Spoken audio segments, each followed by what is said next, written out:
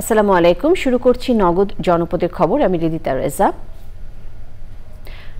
দর্শক, এখনকার এই সংবাদ আয়োজন একই সঙ্গে চ্যানেলের ইউটিউব চ্যানেল এবং চ্যানেলের ওটিটি প্ল্যাটফর্ম মাই স্ক্রিনে লাইভ স্ট্রিম হচ্ছে। নরসিংদী রায়পুরায় ট্রেনে কাটা পড়ে 5 জনের মৃত্যু হয়েছে। উপজেলার পলাশতলী ইউনিয়নের কমলপুর খাকচক এলাকায় এই ঘটনা ঘটে।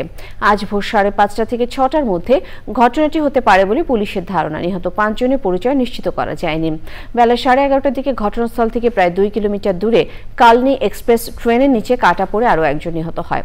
নরসিংদী থেকে সুমন রায়ের তথ্য ও ভিডিওচিত্রে নাফিস ইফতেখার রিপোর্ট। ঢাকা চট্টগ্রাম রেলপথে নরসিংদীর রায়পুরার কমলপুর খাকচক এলাকায় 5 জনের মরদেহ পড়ে থাকতে দেখেন স্থানীয়রা।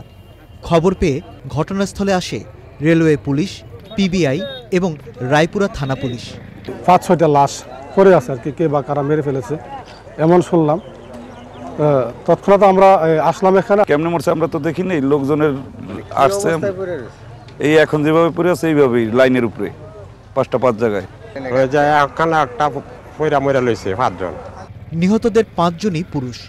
ট্রেন থেকে পড়ে গিয়ে কাটা পড়েছে নাকি রেল লাইনে বসে থাকা অবস্থায় তারা দুর্ঘটনার শিকার, এ বিষয়ে নিশ্চিত নয় পুলিশ। আমরা সকল বিষয় মাথায় রেখে তদন্ত করতেছি। আমরা ধারণা করতেছি যে ট্রেনে কাটা পড়ে আসলে 5 জন লোক মারা গেছে এবং কিভাবে মারা গেছে, ট্রেনের ছাদে থেকে পড়ে মারা গেছে নাকি লাইনে দাঁড়িয়ে ছিল নাকি 2 বগির মাঝখানে ফাঁকা জায়গায় বসেছিল, এই সবগুলা বিষয়ে মাথায় রেখে আমরা তদন্ত করতেছি।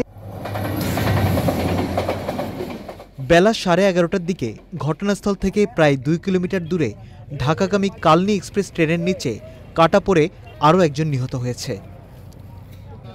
নাফিস ইফতেখার, চ্যানেল আই। এবারে প্রতিনিধি পাঠান তথ্য ও ভিডিওচিত্রে সাদিয়া ওমর রিপোর্ট। গাইবান্ধায় মর্মান্তিক সড়ক দুর্ঘটনায় নাফিস শাহরিয়ার আকাশের মৃত্যুতে ঘাতক চালক ও হেলপারকে গ্রেপ্তার করে শাস্তির দাবিসহ সড়কে শৃঙ্খলা আনার দাবিতে মানববন্ধন করেছে এলাকাবাসী। সুনামগঞ্জে ত্রাণ চাই না, বন্যা মোকাবেলায় স্থায়ী সমাধান চাই, এই দাবিতে আলফাত স্কয়ারে মানববন্ধন করেছে বিশ্বজন রক্তদান ও স্বেচ্ছাসেবী সংগঠন। নোয়াখালীর কোম্পানিগঞ্জে রক্তদানকারী সামাজিক সংগঠন উই ফর ইউর 15তম বর্ষে পদার্পণ উপলক্ষে স্বেচ্ছাসেবী মিলন মেলা ও সম্মাননা স্মারক প্রদান করা হয়েছে। সভাপতিত্ব করেন কোম্পানিগঞ্জ উপজেলা পরিষদ চেয়ারম্যান গোলাম শরীফ চৌধুরী পিপুল। কক্সবাজারে জেলা পর্যায়ে নিরাপদ খাদ্য বিষয়ক জনসচেতনতামূলক কর্মশালা হয়েছে। প্রধান অতিথি ছিলেন খাদ্য মন্ত্রণালয়ের অতিরিক্ত সচিব প্রদীপ কুমার দাস।